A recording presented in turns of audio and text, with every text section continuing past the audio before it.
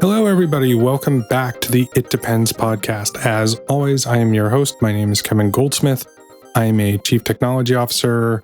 I have been a director of engineering, a VP of engineering, a developer, an engineering manager. And along the way, I wrote articles and wrote blogs and wrote a book collecting those different articles, those different blog posts. The book is called It Depends, Writing on Technology Leadership from 2012 to 2022. And in this podcast, for those who are new, we serialize the audiobook of the book. So every episode, you get a new chapter from the book. Again, for those who are new, there's also a newsletter. The podcast appears every other week. On the alternate weeks is the newsletter. The newsletter is serializing the book also, but serializing it out of order. So you get different chapters from the book in the newsletter and in the podcast every other week. If you'd like to know more about the book, there is a website. The website has information about the book. It has links to all the stores where the book and the audiobook are available. That website is itdependsbook.net. So you can go there. And if you have questions, you can email me, contact@itdependsbook.net. Very easy. That link is also on the website. And this link and any other links I mention will always also be in the show notes. This week, we are starting a series of 4 chapters talking all about performance reviews. And I wrote this originally. I released each of these like a 1 week at a time in December, kind of anticipating people were going to be starting to write their end of year reviews. Timing on the podcast of this, not great. I did, all these chapters have already appeared in the newsletter. I will give the link to the newsletter that contains each as I do them. But those I tried to release kind of at appropriate times, sort of beginning of the year, middle of the year. Some companies do twice a year reviews. Some companies do one. Some companies do it mid-year. Some companies do it at the beginning of the year. So try to anticipate this. This is coming a little bit early, probably for your performance review cycle for the end of the year, but keep it around, use it as reference. And this chapter in particular is talking about the stuff you do all year round to be ready when review time comes. So in the chapter, I talk about, reviews are probably one of the things I hear most complained about by managers, just the sheer amount of time it takes, the paperwork. And I have, as both a employee and a senior leader reading reviews, I've seen a lot of really poorly done reviews from managers who clearly felt like this was a burden on them, or they were too busy to do a good job on them. I talk about in the chapter, and I think this is right, and this is common wisdom. I didn't invent this. We should be giving good feedback all year round. So the review itself is really just a restatement of things that are all have been talked about with the employee. Realistically, that usually doesn't happen. We try. Some of us try. I certainly do. I can't say I'm always great at it. I always try. But, I also talk about in the chapter, like sometimes that stuff gets lost, other things supersede it. We all try to do this. So what ends up happening is that piece of paper or that electronic document with that review becomes pretty important to the employee. Even if you have been doing a good job giving them feedback throughout the year, that document is super important because this is the work equivalent of a permanent record that you might have heard about when you were in school. This idea that this is the documents that follow you around, certainly within your company. And it is not the worst practice when you're interviewing somebody within a company to go back and look at their performance review and see, like, you have them. It's information that's important. You should have that reference. Also, in some companies, if you're being promoted, especially if there's something like an arbitration board or like a promotion committee, they will go back and look at, hopefully, your performance reviews. So these documents do kind of have an outsized importance. It's also usually the time of year where we talk about, like, hey, what's your raise going to be? Or are you getting promoted? And so for that, like, this process has a much bigger impact in the mind of the employee, maybe than should, but not unrightfully so. So it is really incumbent on us, and I've always felt this way, really incumbent on us as managers to try and do a good job, to actually do the right thing for the employee. But it is a lot of work. And I talk about in the book, like I can't say like, oh, I always start it really early and it's a very straightforward process. No, absolutely not. Like I have spent weekends and evenings leading up to those kind of closing dates, just scrambling, trying to do them. And I will also say, like, I've had employees who clearly, when I see, maybe if you see this in a review, an employee like writes a couple sentences, doesn't really put a lot of energy into it, doesn't seem like they care that much. I totally admit, like I've looked at that and looked at all the reviews I have to do and go, okay, well, if they don't care that much, well, I can get by with just giving them, a few sentences that just kind of describe what's going on, instead of really trying to write like a long, kind of very descriptive, very informative thing. When I see an employee that has gone through that effort and is clearly kind of thinking through their own progress and is clearly wanting more feedback, I will go and do the work to give them sometimes a page in a box that's, 5 lines long of information. I've also seen companies where they don't want a ton of that. Like they give you forms and the forms are fixed length and you're really not allowed to enter some in. I think they do that, one, as a service to everybody to kind of take some of that pressure off. But even then, even if I can only fit 5 lines in the form, I'm probably going to write something bigger and I may hand that to the employee directly. Because again, I think as managers, one of the best things we can do for an employee is show that we care and show that we're paying attention, show that we're interested, show that we value them and they're important enough to us for us to spend a few hours once or twice a year thinking about how we can work with them, how we can help them improve. I think that's not a lot to ask. I will also say, I will fully admit, like, do I do this every time, all the time? You can ask anybody this work for me. Sometimes yes, sometimes no. It's a work in progress. I always try and do this. So it'll depend a lot on other things sometimes, what's going on, but I always try to do this. This is always my intent. And the things I describe in the chapter about how I assemble the data, I absolutely do that. Hopefully you're doing one-on-ones, and in these one-on-ones, you're writing things down. So you remember, what did we talk about? I review that before the next one-on-one.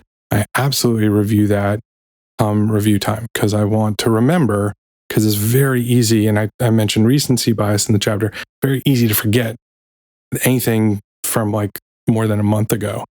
And sometimes that's somebody's best work. And maybe you're going to remember the high points, maybe you're going to remember a few of the low points, but you're going to forget some of the just like good work people are doing in, week out. So it is important for you to actually go back, review, think about it, and put together that picture across that time. So in the following chapters, we're going to talk about, so this one is about assembling the data. Next chapter is about writing the review. Then we talk about delivering the review. The final chapter is about, in this series, is about raises and how you argue for raises, how you deliver raise information. And, hopefully your company gives you training on all this. And this isn't the first you've heard of it. I'll tell you that I've been in those trainings now dozens of times, and they're never adequate. And oftentimes they're just omitted. You're just kind of figuring it out on your own. So that's why I wrote these articles, chapters, blog posts, is to give you more information, to take some of the pain out of that process. And so now I present to you chapter 19 from It Depends, Writing Useful Performance Reviews, Assembling the Data. We are now more than halfway. Oh, one thing I should also say, we're going to be talking about this because this podcast comes out every other week. This is what we're going to be talking about for the next couple months. So I'm actually really excited about this. By the end, we'll be into fall, and not that far off possibly of the beginning of your end of year review cycle. So hopefully by the time we get to that point, you'll feel very well prepared. And because we're doing this now in end of August or beginning of September now, you'll have time to start going back and assembling some of the data so that when it comes time for review, you're not scrambling. All right, here we go.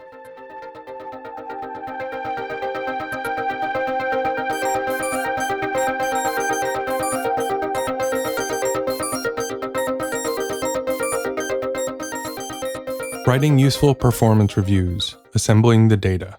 Originally published on December 4th, 2021. It's December, and that can only mean one thing. For many of us, it is now, or soon will be, time to write performance reviews for our team. Writing reviews can be daunting for many, especially those with large groups or little experience.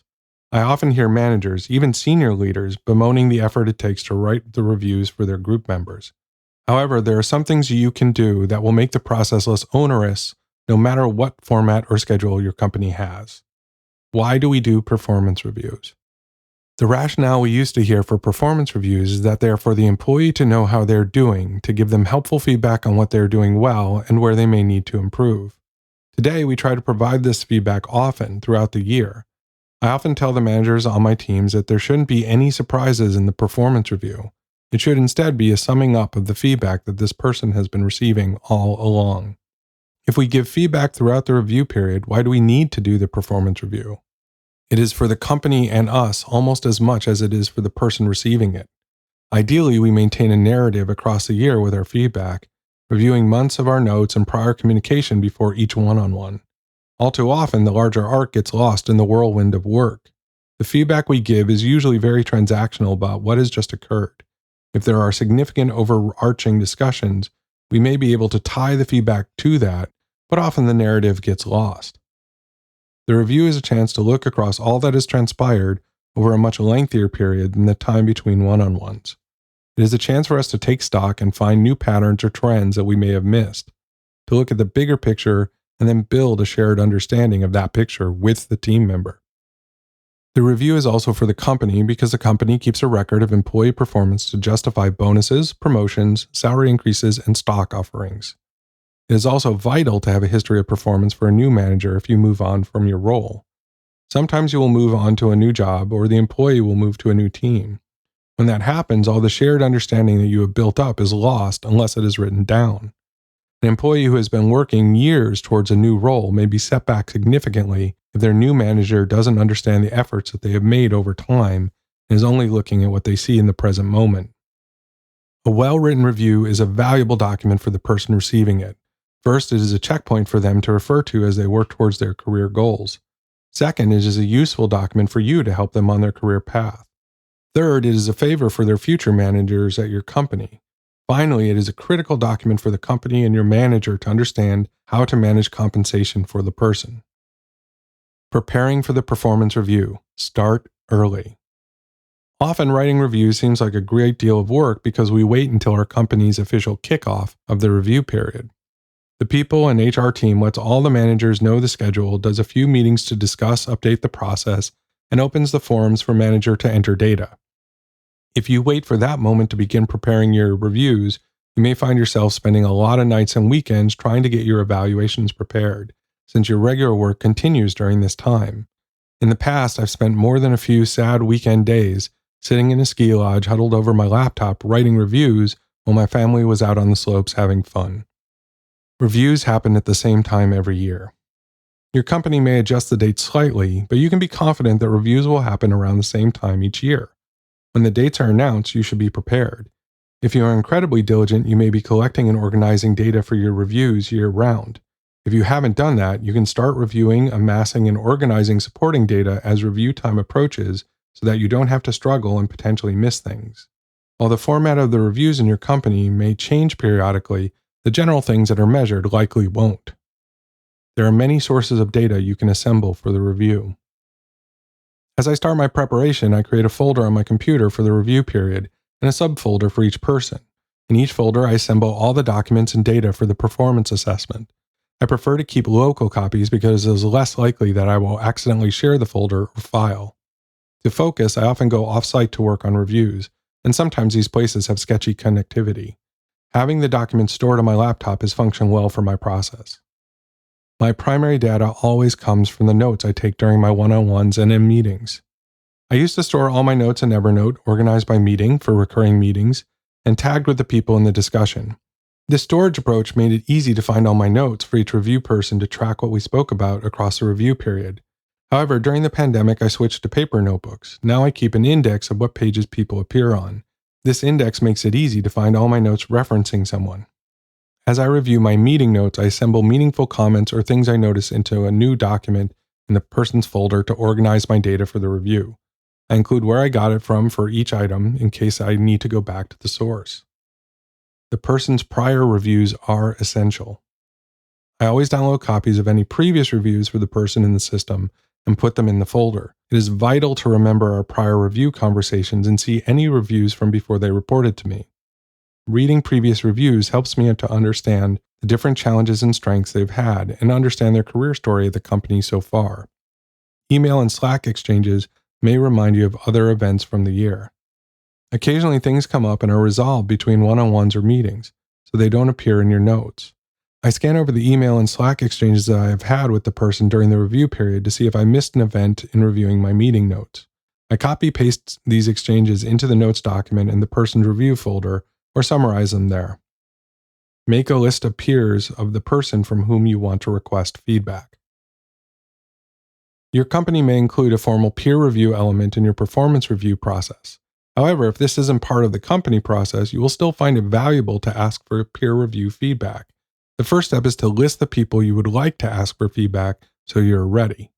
You may also write the template for the peer feedback request to prepare you to send them out. I've noticed that in companies with formal peer feedback process as part of their reviews, people quickly become inundated with feedback requests. Your chance of getting valuable or any feedback is greatly improved if you send out the request early, before people have feedback fatigue. If you know that peer feedback will not be part of your company's process, you may still want to send out the feedback requests early to get the responses with enough time to follow up if there are questions. However, make sure that you specify a date by which you would like the feedback returned, and don't make that date too far in the future, or people will put the request aside and forget about it. The message template goes in the top-level performance reviews folder, and the list goes into the person's folder. If you want to be tricky, you can put the list in a CSV file to make it easier for a mail merge. You may generate a lot of email performance feedback requests as part of this process. I've automated this over the years. When you receive the feedback, save a copy of it to the folder. You may need to ask for a self-evaluation. If your company does not include self-evaluation as part of the review process, you may ask the people you review to do that for you. If you are unsure what to ask, use your company's career pathing rubric for their job level. Ask them to compare themselves to the rubric and give examples of how they have met, exceeded, or missed the expectations. If you use individual goals or OKRs, they should talk about how they achieved or missed them. They should also talk about the areas they want to improve on for the coming review period. You want them to complete their self-review early enough that you have time to follow up with them or others on anything that comes up in that document. Your company will set the dates for you if it includes self-review as part of the review process. Save the self-evaluation to the person's folder. Review the work output. A critical part of the performance review is reviewing the actual value the person created for the customers and company. A portion of your performance review as a lead or manager covers what your team achieved. Think through your team's accomplishments and think about how this person contributed or detracted from those projects. Add concrete examples to the notes document. Look over the person's commits to the code of the project. Did they review others' code? Did they contribute helpful comments? Did their code require many fixes? Did they contribute to the project documentation? Look over their comments in your project and bug tracking systems. Did they contribute helpful information? Did they help others? It can also be very tempting to try to be objective when looking at work output. Counting lines of code produced, number of commits, number of issues filed or closed, or story points completed might seem like unbiased data.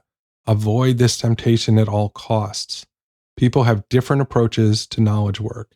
Even if your team has strong guidelines on how work should be done, people will always have methods that your seemingly objective process might miss. Instead, focus on the value they contribute to the team and watch in the peer feedback for what they contribute that won't show up in the source management or issue tracking systems.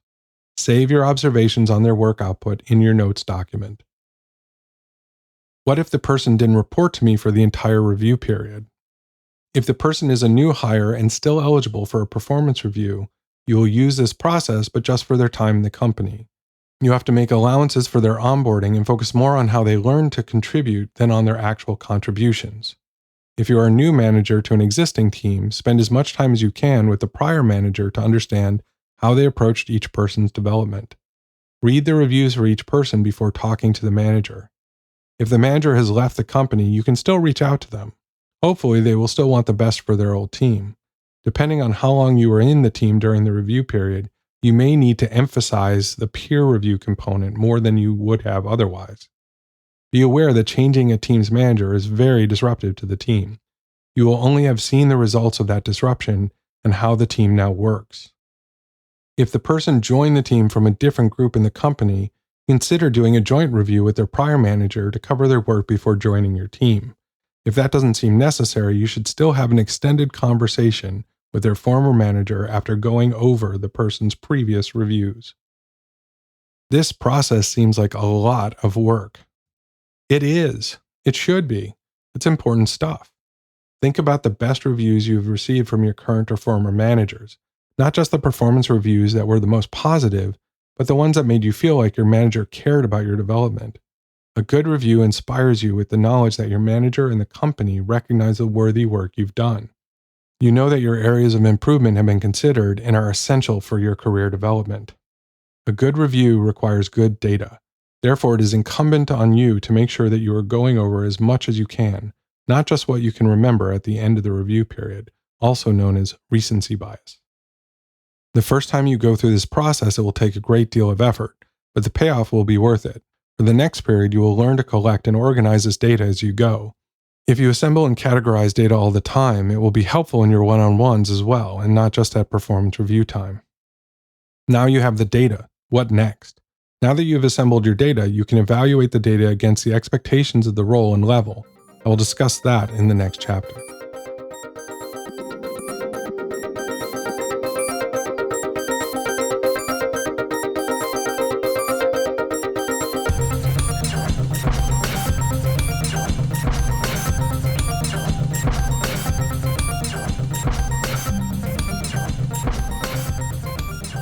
I'm hoping that you got some value from that chapter, that you learned something new, at least got some ideas that you can use next time around you're doing performance reviews. If you're an individual contributor, i.e. you're not writing other people's reviews, and you hear this, I'd be really interested to hear what you think about this. And so write me at contact@itdependsbook.net. This week, September 6th, 2024, depending on when you hear this, I'm speaking at Leading Eng in New York City. I've mentioned that in the last few podcasts. Something new that I haven't mentioned before is that they've arranged a book signing for me. So I will be signing copies of the book. And in fact, I will have copies of the book for free. So at this point, if you happen to be in New York City and are attending the conference, or you're coming for the conference, just letting you know, you can either bring your book if you already have it, or you can get I'll only have so many copies with me, but I will also be signing free copies and giving those out of the book. So please, if you're at the conference, please stop by, say hi.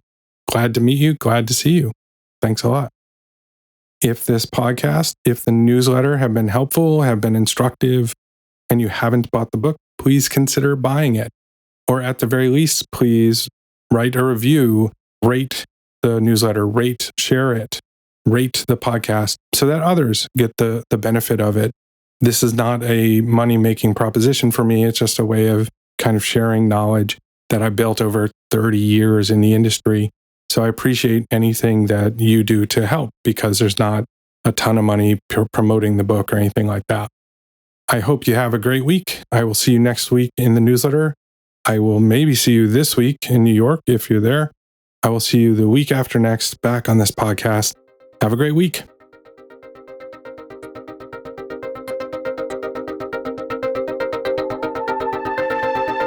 Thanks so much for listening. Please, again, subscribe, rate, share episodes of this podcast on your favorite podcast app.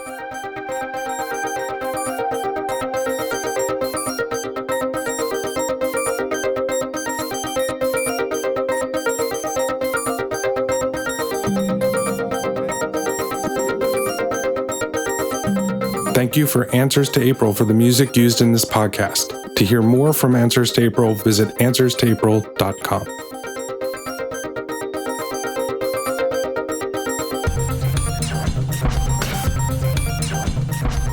This podcast is a production of Unit Circle Media.